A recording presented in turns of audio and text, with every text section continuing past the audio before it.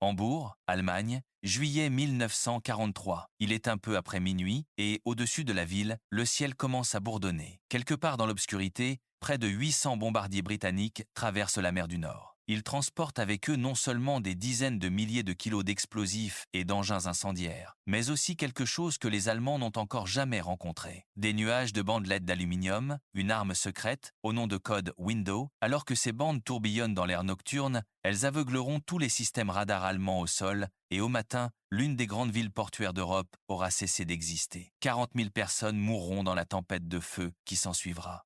Un demi-million d'autres se retrouveront sans abri. L'enfer sera si intense qu'il générera sa propre météorologie. Des vents de force ouragans se précipitant vers l'intérieur, alimentant en oxygène un brasier qui dévore des quartiers entiers. On appellera cela l'opération Gomorrée. Et, même dans une guerre déjà marquée par une destruction inimaginable, elle apparaîtra comme quelque chose de nouveau, quelque chose qui oblige le monde à se demander s'il existe des limites qui ne devraient jamais être franchies, même dans la poursuite de la victoire. Mais Hambourg n'est qu'un chapitre d'une histoire bien plus vaste. À l'été 1943, la Grande-Bretagne lutte pour sa survie depuis près de 4 ans. C'est une nation insulaire entièrement dépendante de ce que la mer peut lui apporter. Pétrole, nourriture, armes, hommes pour survivre. Elle doit maintenir ouvertes les voies maritimes. Pour gagner, elle doit trouver un moyen de paralyser la machine de guerre allemande depuis les airs. Ces deux impératifs, la guerre au-dessus et la guerre en dessous, définiront la lutte de la Grande-Bretagne. L'une se mène à 9000 mètres au-dessus de villes en flammes. L'autre se mène dans les profondeurs glacées de l'Atlantique Nord. Ensemble, elles détermineront le destin du monde libre. Voici l'histoire de ces deux guerres, celle des bombardiers et celle des sous-marins. Des hommes qui ont volé dans des ciels saturés de tirs antiaériens et des marins qui ont traqué dans des eaux noires, des technologies qui ont tout changé et des questions morales qui nous hantent encore aujourd'hui. Il s'agit d'une histoire tirée des archives militaires, des témoignages de survivants et des décisions, certaines brillantes, d'autres catastrophiques, prises par les commandants qui ont mené cette guerre. C'est aussi l'histoire de la manière dont deux démocraties très différentes, la Grande-Bretagne et les États-Unis, en sont venus à faire la guerre d'une façon qui aurait été impensable quelques années auparavant. Comment de jeunes hommes ayant grandi en temps de paix se sont retrouvés engagés dans une course technologique aux armements contre un ennemi adaptable, ingénieux et luttant pour sa survie. Et comment, au final, l'issue a été décidée non seulement par le courage ou la stratégie, mais par la capacité à innover plus vite, à combler l'écart entre ce que promettait la technologie et ce qu'exigeait le champ de bataille. Pour comprendre comment la Grande-Bretagne en est venue à faire pleuvoir le feu sur Hambourg, il faut remonter au début, aux premières années de la guerre, lorsque la Royal Air Force croyait pouvoir mettre l'Allemagne à genoux grâce à des frappes de précision. Le plan était simple: frapper des infrastructures spécifiques, couper les transports et les approvisionnements en pétrole et affaiblir la capacité de l'Allemagne à faire la guerre. C'était propre, logique et, en théorie, humain. Les bombardiers devaient viser les usines et les triages ferroviaires, tout en épargnant en grande partie la population civile. Il n'y avait qu'un problème majeur: les bombardements britanniques étaient extrêmement imprécis. En août 1941, un rapport britannique secret révéla l'ampleur de l'échec au-dessus de la cruciale région industrielle allemande de la Ruhr. Seuls 10% des bombardiers britanniques parvenaient à larguer leurs bombes à moins de 5000 de leur cible. 5000. Ils ne rataient pas seulement l'usine, ils rataient la ville. Des bombes destinées aux nœuds ferroviaires tombaient dans des champs ouverts. Toute la doctrine du bombardement de précision était, en pratique, une illusion. Et tandis que les bombardiers manquaient leur cible, les défenses aériennes allemandes, elles, ne manquaient pas les leurs. À la fin de 1941, jusqu'à 10% des bombardiers engagés dans un raid donné étaient abattus. 1 sur 10. Un taux de perte tout simplement insoutenable. Le haut commandement de la Royal Air Force fut contraint d'affronter une vérité dérangeante. Le bombardement de précision ne fonctionnait pas. Il coûtait la vie aux équipages britanniques à un rythme insoutenable, tout en infligeant que des dégâts minimes à l'effort de guerre allemand. Quelque chose devait changer. L'ironie était amère. Avant la guerre, les théoriciens de la puissance aérienne avaient promis que les bombardiers seraient l'arme décisive de tout conflit futur. Selon eux, les bombardiers passeraient toujours. Les guerres seraient brèves, violentes et viendraient du ciel. En réalité, c'était tout le contraire qui se produisait. Les bombardiers passaient, mais, une fois arrivés, ils ne touchaient rien de valeur. La théorie s'était heurtée aux réalités physiques de la navigation de nuit, au-dessus d'un territoire ennemi plongé dans le blackout, par mauvais temps, sous le feu, et la théorie avait perdu. La RAF abandonna donc toute prétention à frapper des cibles spécifiques. À la place, le Bomber Command reçut l'ordre d'entreprendre ce qu'il appelait le bombardement de zone, euphémisme officiel pour ce que l'on appelle aujourd'hui le bombardement en tapis. L'idée était aussi simple que glaçante: viser délibérément une zone entière d'une ville, sans tenir compte de la population civile. En termes administratifs, selon les propres mots du ministère de l'Air britannique, l'objectif était de détruire le moral de la population civile, et en particulier celui des ouvriers de l'industrie. Il ne s'agissait plus de frapper une usine, il s'agissait de frapper tout ce qui l'entourait, les maisons, les écoles, les hôpitaux, les gens. C'était un tournant majeur, et il ne fut pas pris à la légère. Certains, au sein de l'establishment britannique, reculèrent devant cette idée. Mais la logique de la guerre totale, l'arithmétique désespérée de la survie, firent pencher la décision en sa faveur. La Grande-Bretagne combattait seule. Son armée avait été chassée du continent. Ses villes étaient bombardées chaque nuit par la Luftwaffe. Et le seul moyen de riposter contre l'Allemagne, d'infliger des dommages quelconques à la capacité de l'ennemi à faire la guerre, passait par les airs.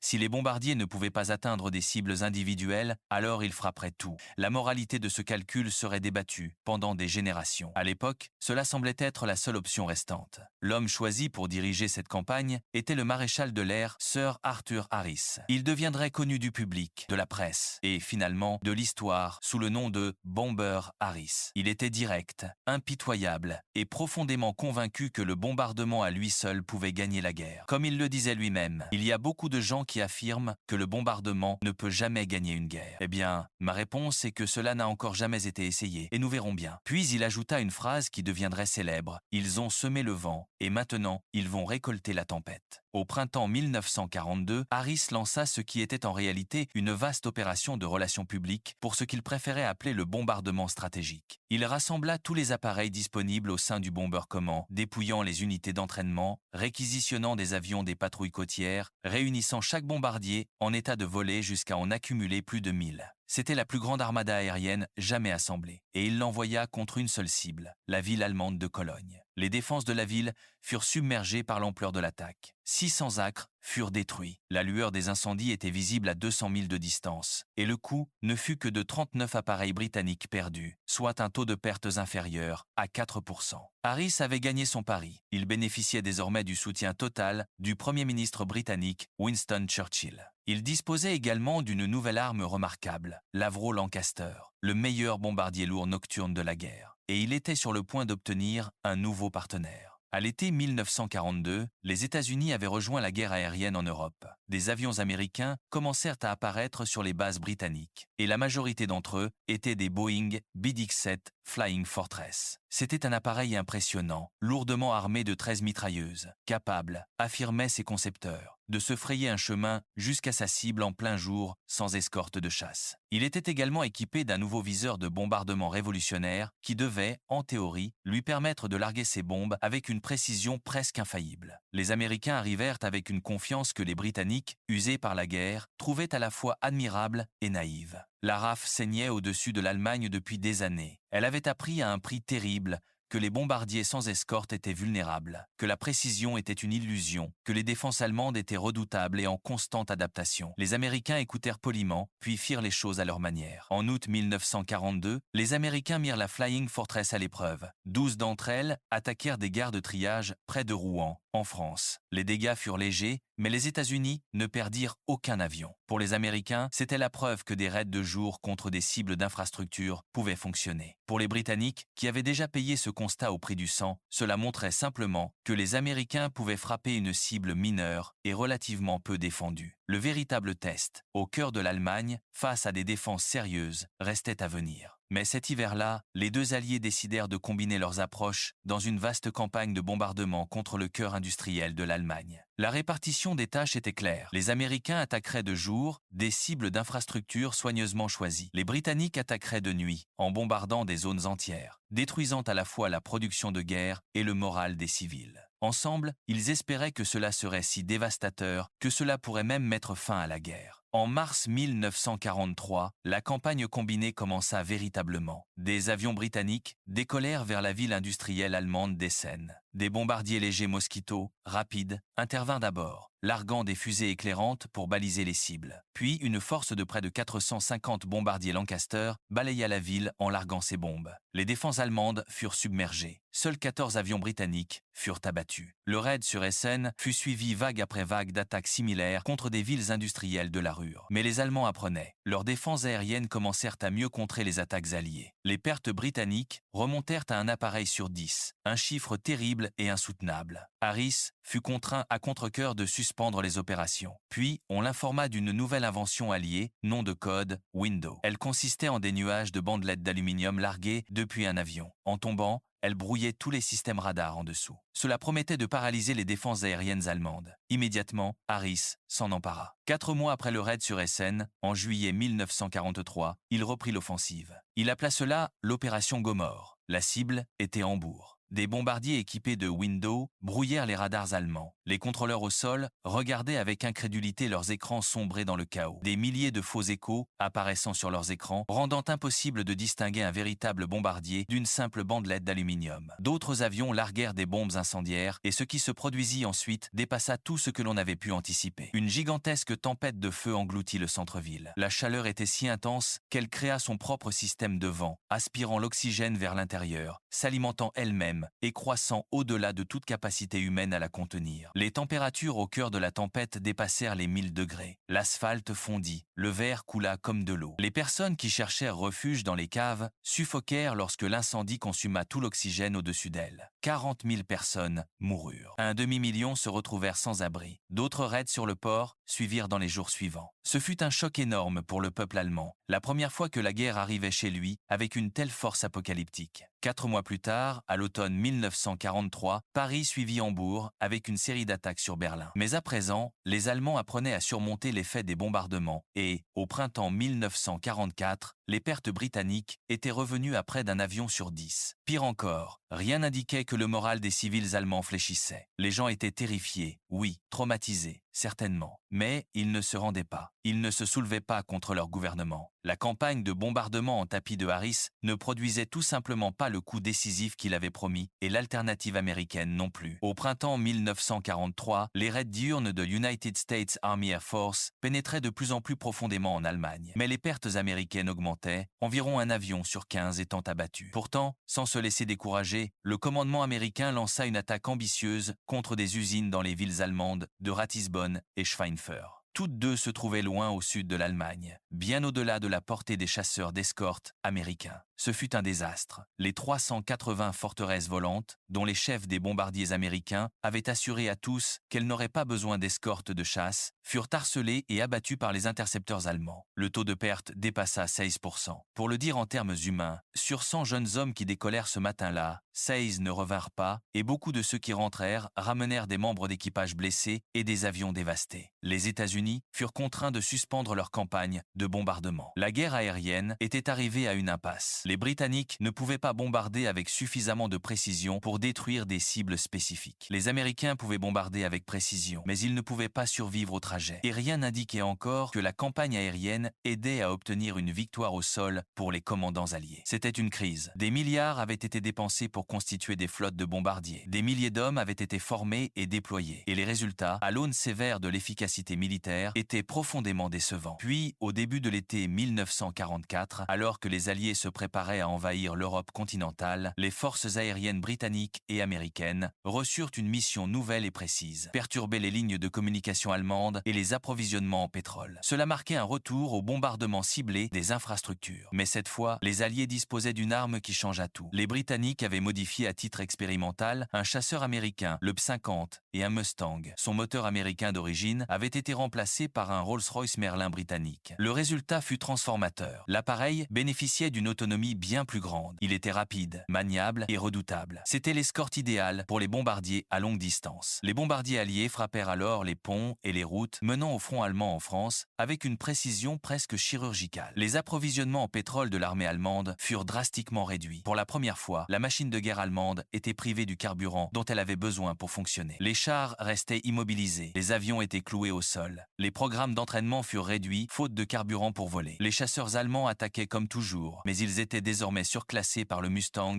dans combat aérien après combat aérien. Le Mustang se révélait supérieur. Une grande partie de l'aviation allemande, à court de carburant, perdant ses pilotes expérimentés, fut immobilisée. La campagne de bombardement ciblé des infrastructures allemandes n'avait peut-être pas porté le coup décisif espéré par les Alliés, mais elle commençait enfin à porter ses fruits. La question de la précision contre le bombardement de zone avait finalement été tranchée par un avion de chasse doté d'un réservoir de carburant plus grand. Mais un homme n'était pas impressionné. bomber Harris restait obsédé par l'idée que des bombardements en tapis toujours plus dévastateurs arrêteraient définitivement l'Allemagne nette. C'est ainsi qu'à la fin de 1944, la Grande-Bretagne reprit les bombardements en tapis. Ville allemande après ville allemande fut frappée et dévastée. L'ampleur de la destruction était à couper le souffle, et pourtant l'Allemagne continuait de se battre. Puis, en février 1945, Harris attaqua Dresde. C'était une ville quasiment sans importance militaire. Sa population civile avait grossi avec l'afflux de réfugiés fuyant les bombardements ailleurs, des familles qui avaient déjà tout perdu et cherchaient refuge dans une ville qu'elles pensaient épargnée. Harris, semble-t-il, n'en avait cure. La ville fut rasée. Environ 50 000 personnes périrent. Les incendies brûlèrent pendant des jours. La destruction fut si totale, si disproportionnée par rapport à tout objectif militaire concevable, que ce fut l'attaque de trop. Enfin,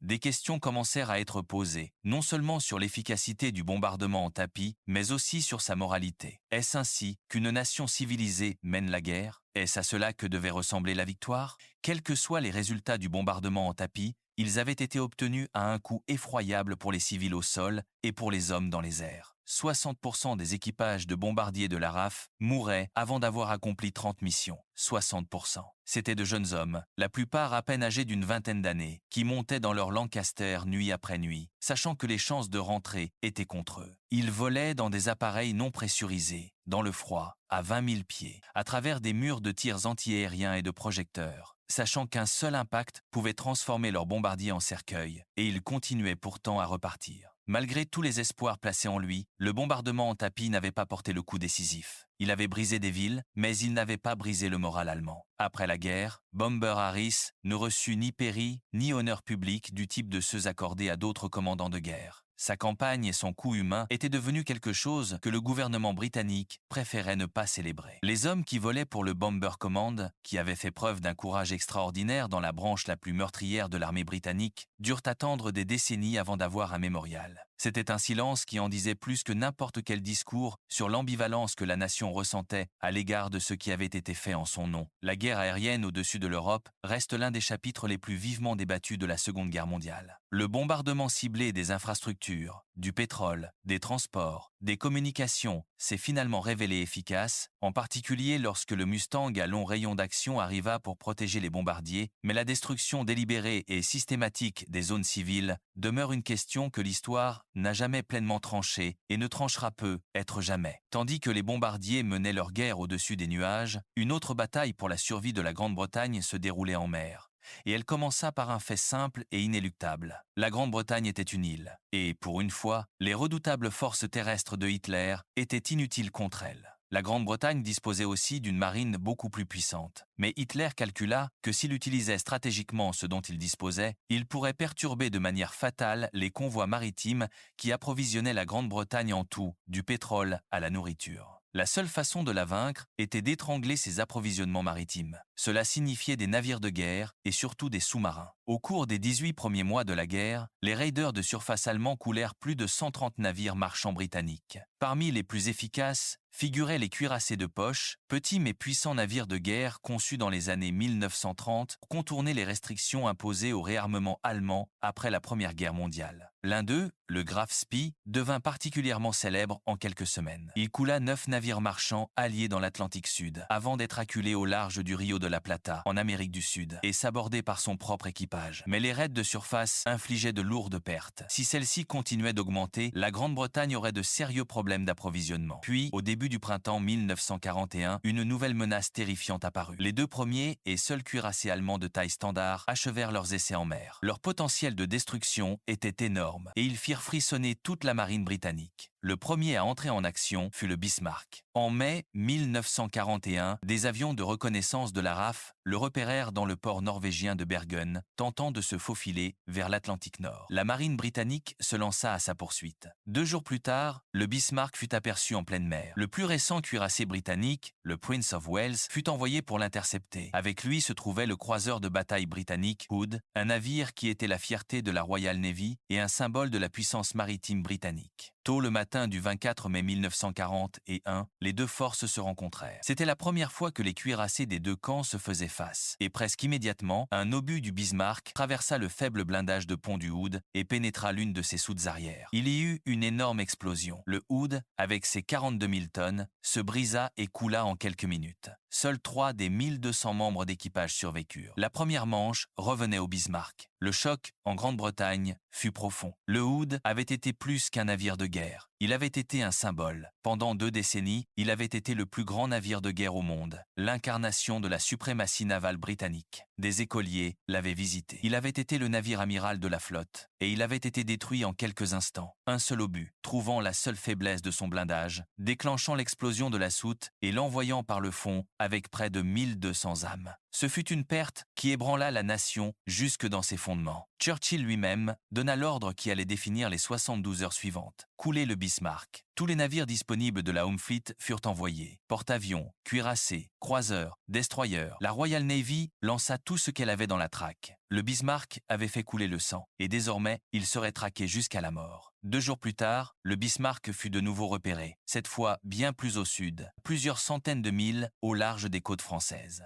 Il faisait route vers la sécurité des ports français et la couverture aérienne de la Luftwaffe qui l'y attendait. Des bombardiers torpilleurs sortent-fiches britanniques, des biplans qui semblaient des reliques de la guerre précédente, fragiles et lents, tenus par de la toile et des câbles, piquèrent à travers un temps épouvantable. Une torpille frappa et bloqua le gouvernail du Bismarck. Ce fut un coup fatal. Le puissant cuirassé, avec tout son blindage et sa puissance de feu, ne pouvait plus manœuvrer. Il tournait en rond, impuissant, dans la houle de l'Atlantique, incapable de s'échapper. Le lendemain matin, 2 cuirassés britanniques, le Rodney et le King George V, rattrapèrent le Bismarck sans défense. Ils commencèrent à déverser sur lui des obus de gros calibre. Il fut bientôt réduit à une épave en flammes. Le Bismarck fut finalement coulé par une torpille. Tous, sauf 110 des 2300 membres de son équipage, périrent. Le cuirassé le plus redouté de la flotte allemande avait été détruit avant même d'avoir eu l'occasion de prouver sa valeur. Puis, en juin 1941, Hitler envahit l'Union soviétique et la guerre en mer entra dans une nouvelle phase. La Grande-Bretagne commença immédiatement à envoyer des convois de ravitaillement vers les ports arctiques russes de Mourmansk et d'Arkhangelsk.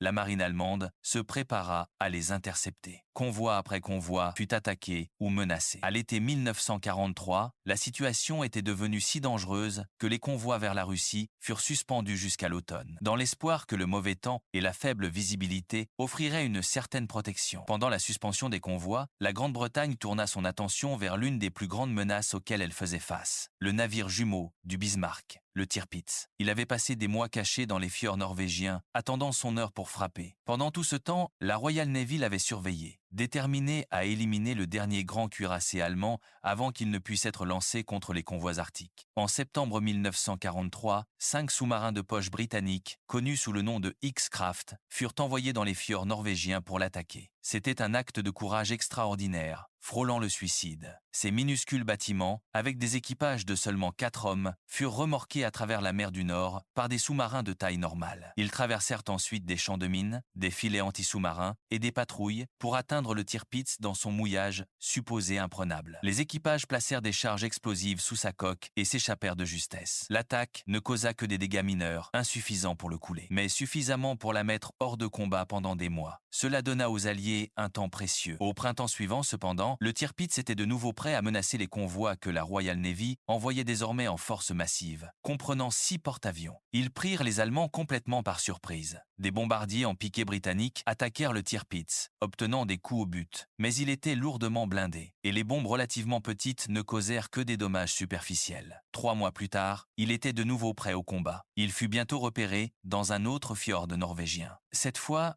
des bombardiers Lancaster transportant d'énormes bombes Tallboy de 5 tonnes furent envoyés pour le couler une fois pour toutes. Le Tirpitz déploya un écran de fumée qui le dissimula partiellement. Néanmoins, plusieurs bombes frappèrent sa proue, causant de graves dommages. Finalement, 2 mois plus tard, un escadron de bombardiers Lancaster le surprit dans des conditions météorologiques parfaites. Il n'y avait pas d'écran de fumée. Cette fois, aucun endroit où se cacher. Le fjord, qu'il avait abrité si longtemps, devint un piège. 3 tallboys firent mouche, chacune pesant 5 tonnes, chacune perforant son pont blindé avec une force dévastatrice. Le Tirpitz chavira lentement, se retournant jusqu'à ce que son immense coque soit exposée au ciel comme le ventre d'une baleine échouée. Près de 1000 membres d'équipage coulèrent avec lui, piégés à l'intérieur, tandis que les eaux glacées de la Norvège envahissaient les compartiments. Après plus de 2 ans à se cacher et à fuir la Royal Navy, le dernier grand cuirassé de l'Allemagne avait finalement été détruit. Les cuirassés allemands avaient promis beaucoup, mais face à la puissance écrasante de la Royal Navy, ils n'avaient jamais vraiment eu l'occasion de prouver leur valeur. Le Bismarck fut coulé lors de sa première mission. Le Tirpitz passa la majeure partie de la guerre à se cacher.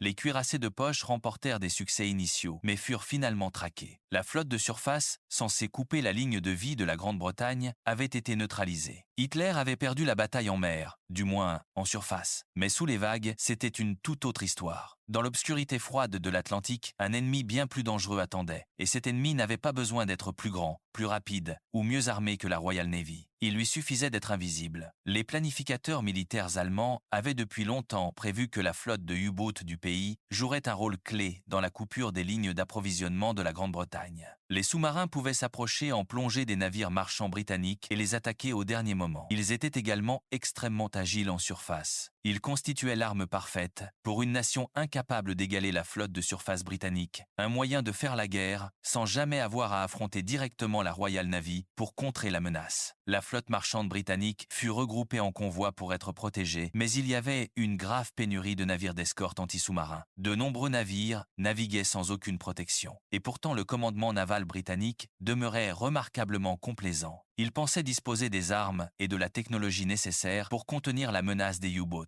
Ils eurent vite tort. Au cours des premiers mois de la guerre, les lignes d'approvisionnement britanniques furent harcelées et perturbées. Souvent, les U-boats attaquaient en surface, abattant les navires marchands avec leurs canons de pont. En réponse, la Royal Navy envoya des porte-avions équipés d'avions de chasse aux sous-marins pour patrouiller les routes maritimes empruntées par les convois. Mais leur effet resta limité. À la fin de 1939, plus de 100 navires marchands alliés avaient été coulés par les sous-marins allemands. Si les pertes continuaient à ce rythme, la Grande-Bretagne ferait face à un désastre. Le pétrole, la nourriture et les armes commenceraient à manquer. Puis, la situation s'aggrava encore. L'Allemagne envahit la France. Soudain, la marine allemande, jusque-là largement confinée en mer du Nord, eut accès à toute la façade atlantique française. Elle disposait désormais de bases à partir desquelles attaquer directement les convois atlantiques britanniques. Les ports atlantiques français se remplirent de nouveaux U-boats allemands, en particulier le type 7C, un navire océanique conçu précisément pour ce type de guerre. L'amiral Karl Dönitz, chef du service des U-boats, organisa alors ses sous-marins en ce qu'il appelait des « meutes de loups ». Un groupe se déployait le long d'une route probable de convoi. Dès qu'un U-boat repérait un convoi, il appelait les autres à l'attaque. Parfois, les U-boats étaient également guidés par des avions de patrouille à long rayon d'action. C'était d'une efficacité dévastatrice. À la fin d'octobre 1940, jusqu'à 40% du tonnage marchand allié par convoi était coulé. 40%.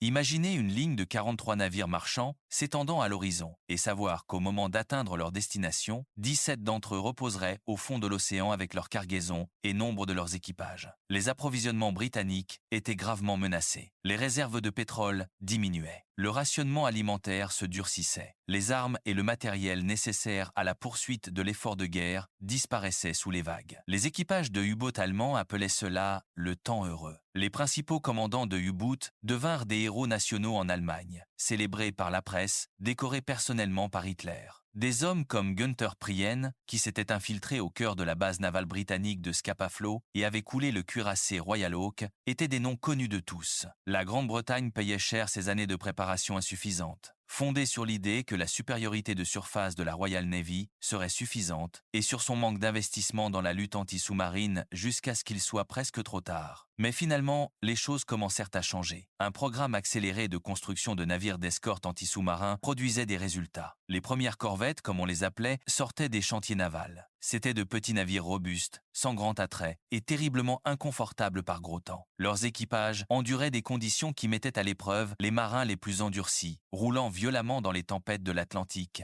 passant des semaines en mer sous des embruns glacés, toujours à l'écoute, toujours à l'affût du sillage révélateur d'une torpille. Mais pour la première fois, la Grande-Bretagne pouvait constituer des groupes permanents de navires de guerre pour escorter les convois de ravitaillement. Leur efficacité restait limitée. Leur vitesse maximale était de 15 nœuds, soit 2 nœuds de moins que la vitesse en surface d'un U-boot. Un sous-marin qui repérait un danger pouvait simplement distancer son poursuivant en surface. Mais les corvettes constituaient un début, le signe que la Grande-Bretagne prenait enfin la menace au sérieux. Dans le même temps, les avions de patrouille du Coastal Command britannique furent équipés de grenades sous-marines. Ils manquaient de portée pour couvrir le milieu de l'Atlantique, mais les U-boots en surface près de leur base pouvaient désormais être harcelés et contraints de plonger. Puis, comme lors des campagnes de bombardement au-dessus de l'Allemagne, une série de percées technologiques fit véritablement basculer la situation. Au début de 1940, un nouveau type de radar, appelé radar centimétrique, fut mis au point. Plus petit que les systèmes existants, il pouvait pour la première fois être installé sur des navires d'escorte et des avions. Désormais, tout U-boot faisant surface devenait vulnérable à la détection. Quelques mois plus tard, il y eut une seconde avancée, le HFDUF. C'était un détecteur radio. Chaque fois qu'un U-boot allemand faisait surface pour communiquer avec le quartier général, le HFDUF pouvait capter le signal radio et en déterminer la position exacte.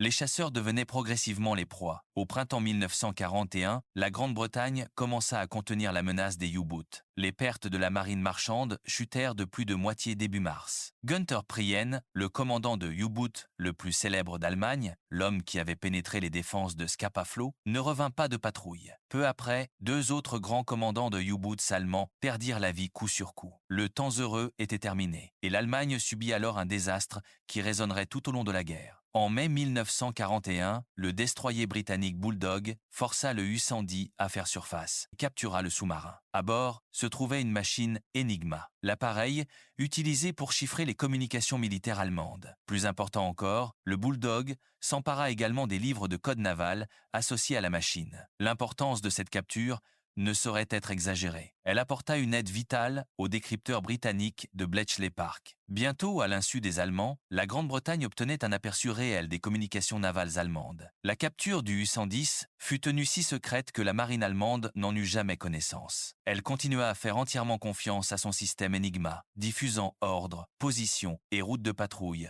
dans un code qu'elle croyait incassable. Elle se trompait, et cette erreur la hanterait pendant le reste de la guerre. Pour la Royal Navy, ce fut un tournant décisif. Les convois pouvaient désormais être détournés des meutes de loups de U-boots. Les sous-marins allemands durent travailler davantage et chercher plus loin pour trouver et couler leur proie. La main invisible qui guidait les convois vers la sécurité était un secret que les Allemands ne découvriraient jamais à temps. C'était une guerre du renseignement au plus haut niveau, et elle sauvait des vies chaque jour. Pourtant, malgré les gains des Alliés, à l'hiver 1941, la machine de guerre allemande produisait un nombre toujours croissant de U-boots et les perspectives à long terme pour les routes d'approvisionnement britanniques restaient inquiétantes. Puis, en décembre 1941, la guerre en mer changea de manière décisive. Hitler déclara la guerre aux États-Unis. Presque immédiatement, l'amiral Dönitz envoya ses sous-marins attaquer la marine marchande américaine le long de la côte Est.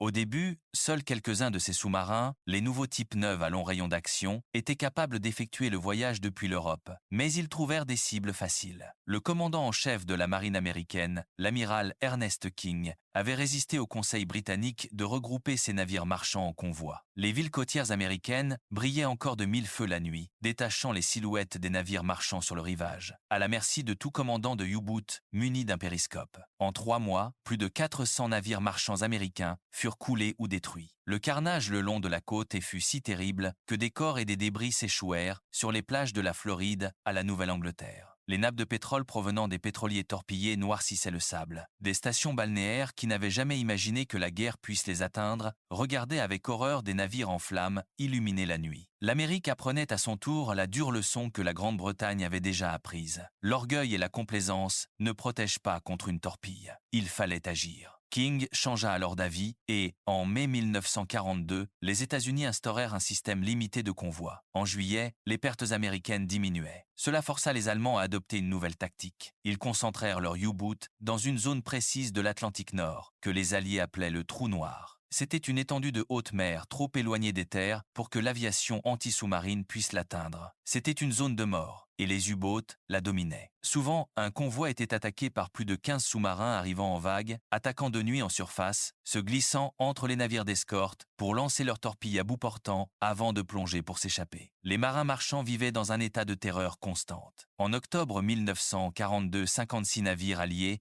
furent coulés dans le trou noir. En mars suivant, les pertes alliées atteignirent 120 navires en un seul mois. Durant ce même mois, les Allemands ne perdirent que 12 U-boats. Les chiffres racontaient une histoire qui terrifiait le haut commandement allié. La tactique d'Hitler, visant à perturber si gravement les lignes d'approvisionnement de la Grande-Bretagne que le pays s'effondrerait, semblait une réelle possibilité. Pendant un temps, il sembla que ces U-boats pourraient réellement lui faire gagner la guerre. L'Atlantique, cet océan immense, gris et impitoyable, était devenu le champ de bataille décisif, et l'Allemagne était en train de gagner. Mais les Alliés commencèrent alors à élever leur niveau de jeu. La Grande-Bretagne nomma un nouveau commandant, l'amiral Max Horton.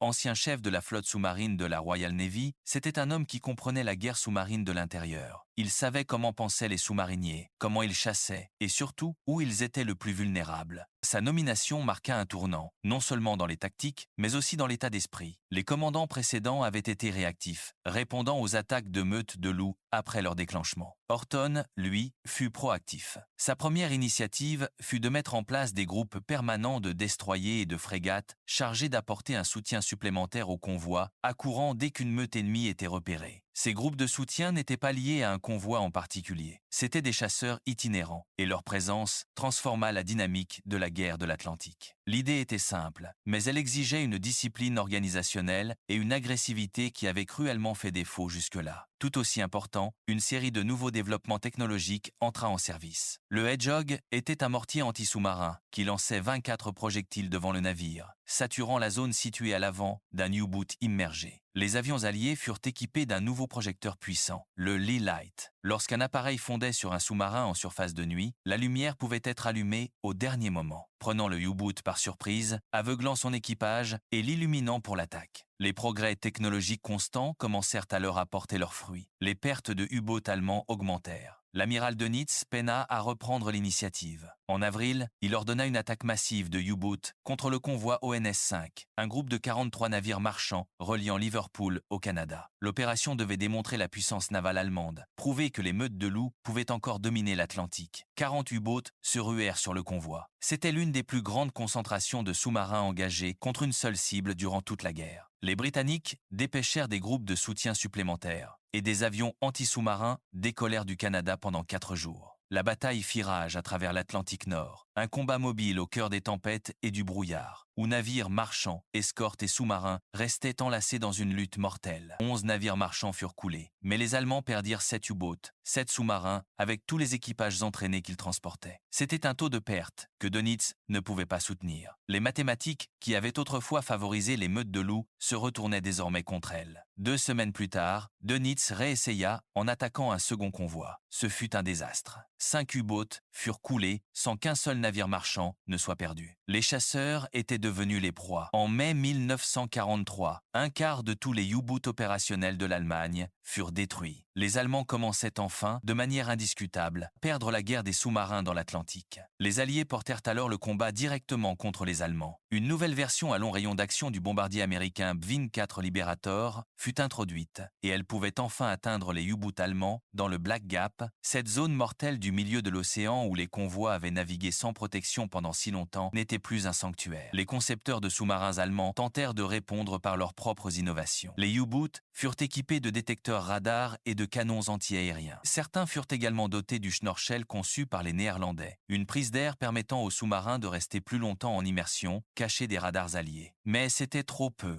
Trop tard. Les Alliés continuaient à les trouver. Les U-boats d'Hitler étaient désormais cloués au port. Il était devenu trop dangereux pour eux de s'aventurer librement en mer. Les meutes de loups qui avaient terrorisé l'Atlantique étaient brisées. Les tentatives allemandes pour trouver une solution devinrent de plus en plus désespérées. Ils produisirent un nouveau sous-marin révolutionnaire, le type Hexakun. Il était propulsé électriquement et capable d'atteindre 17 nœuds en immersion, soit plus du double de la vitesse d'un sous-marin traditionnel, et suffisamment rapide pour distancer la plupart des navires de surface. Sur le papier, c'était une arme capable de gagner la guerre, un bond en avant dans la conception des sous-marins qui aurait rendu obsolètes de nombreuses tactiques anti-sous-marines alliées. S'il était arrivé 2 ans plus tôt, il aurait pu changer l'issue de la guerre, mais il était venu trop tard. La production fut entravée par les bombardements alliés des chantiers navals et des usines allemandes. Le dernier espoir de l'Allemagne sous les mers s'évanouit sans jamais avoir été mis à l'épreuve. À la fin de 1943, les Alliés dominaient l'Atlantique. Ce fut un tournant dans la guerre, peut être le tournant, car désormais, les U-boots étant neutralisés, d'immenses vagues de troupes et de matériel américain pouvaient traverser l'océan en vue de l'invasion de l'Europe. Les hommes, les chars, les munitions, le carburant, tout ce qui serait nécessaire pour prendre d'assaut les plages de Normandie pouvait désormais franchir l'Atlantique avec une relative sécurité. La victoire dans la bataille de l'Atlantique n'a pas seulement changé le cours de la guerre navale, elle a fondamentalement changé celui de l'ensemble du conflit. La campagne des U-boats d'Hitler avait fait des ravages terribles des deux côtés. Les chiffres sont vertigineux. Les Allemands ont perdu près de 800 sous-marins au cours de la guerre. 75% des hommes ayant servi dans la flotte des U-boats ont péri, soit 3 sur 4. C'était le taux de perte le plus élevé de toute arme, dans n'importe quelle armée, de part et d'autre. Du côté des Alliés, environ 32 000 marins marchands sont morts. 32 000 hommes, dont la seule mission était de maintenir ouvertes les lignes d'approvisionnement pour livrer le pétrole, la nourriture, les armes qui maintenaient la Grande-Bretagne en vie et en lutte. Ils naviguaient dans des eaux traquées par les loups, souvent avec une protection minimale, sur des navires qu'une seule torpille pouvait envoyer par le fond en quelques minutes. Beaucoup d'entre eux n'étaient pas des soldats. C'étaient des civils qui prenaient la mer parce qu'il le fallait. Et au-dessus d'eux, dans le ciel de l'Allemagne, le coût de la campagne de bombardement était tout aussi dévastateur. 60% des équipages de bombardiers de la RAF n'ont jamais achevé leur tour de 30 missions. C'étaient de jeunes hommes qui montaient à bord de leurs avions en sachant que les chances étaient contre eux, qui voyaient leurs camarades ne pas revenir, qui comprenaient avec une lucidité que la plupart d'entre nous ne connaîtront jamais ce que signifie vivre à crédit. Ils l'ont fait quand même, nuit après nuit, mission après mission, et des dizaines de milliers d'entre eux ne sont jamais rentrés. La guerre au-dessus et la guerre en dessous étaient, au final, deux moitiés d'une même histoire, le combat désespéré de la Grande-Bretagne pour sa survie face à une puissance continentale qui cherchait à l'affamer, à la bombarder et à la briser pour la soumettre. La campagne de bombardement stratégique et la bataille de l'Atlantique ont été menées dans des environnements totalement différents, par des moyens totalement différents. Mais elles partageaient un même fil conducteur. La conviction que la technologie et la puissance industrielle pouvaient porter un coup décisif. Parfois, cette conviction était justifiée. Le chasseur Mustang,